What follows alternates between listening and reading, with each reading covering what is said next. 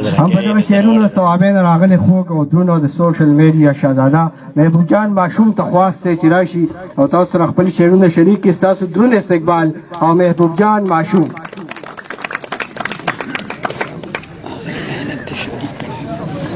اعوذ بالله من الشیطان الرجیم بسم الله الرحمن الرحیم. السلام علیکم ورحمت الله وبرکاته. د ستاسو د ټولو ډېره زیاته مننه کومه څنګه چې ګلنواز صاحب او یا لیوار صاحب او یا داسې بل یو کوم شاعر خبرې وکړلې هغې سره زه اتفاق کوم.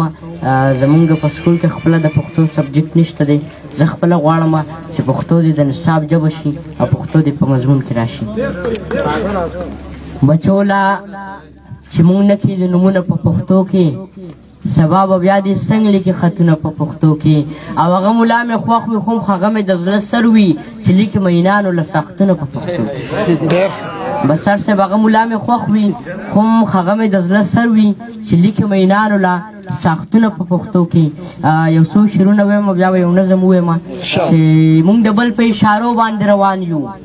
نه په ځان نه په جخان نه په تاوان یو څومره زر څومره ارزان یې په چا خرڅ کړو هغه کوم خلک چې مونږ باندې ډېر ګران وي.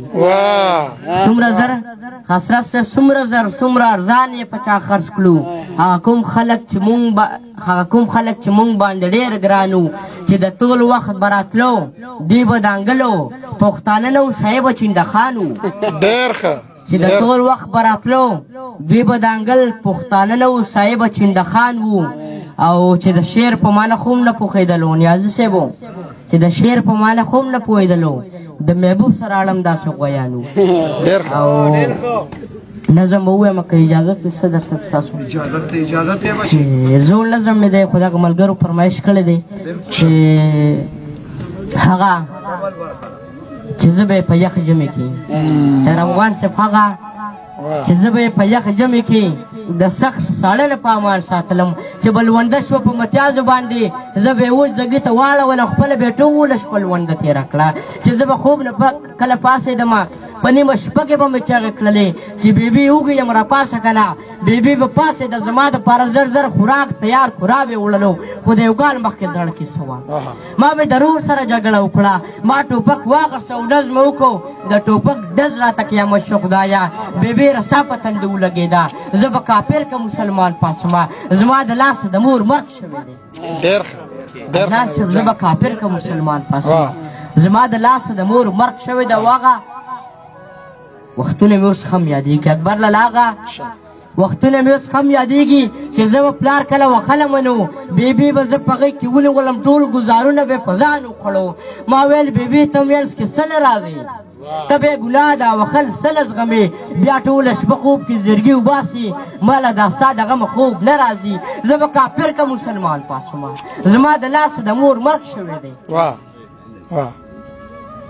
چې په کوڅه کې زیر خاوین صاحب چې په کوڅه کې وشو شور د وړو جمال صاحب چې په کوڅه کې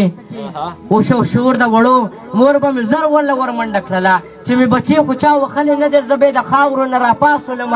خپلې سینې ته به یې جوخ کړم او بیا نورو وړو ته به یې خیرې وکړلې چې ځواني مرګ و خدای وخلو خلکو زما بچې لوبې کې سله وښې او بیا د سترګو به یې غټې اوښکې په مخ راتلې چې اوږې به په مخ راتلې چې وچې به شوې زه به کافر که مسلمان پاسما زما د لاسه د مور مرګ شوی دی. حسرت صاحب په آخرت کې چې حساب کتاب شي خلک به ټول پاسې د مور په نامه ما ته به نوم د مور څوک اخلي که نه زه به چې مور ته مخامخ ودرېږم محبوبه زه به څه جواب ورکوم ورته به څه وایم چې څوک یم زه به کافر که مسلمان پاسما زما د لاسه د مور مرګ شوی دی زما د لاسه د مور مرګ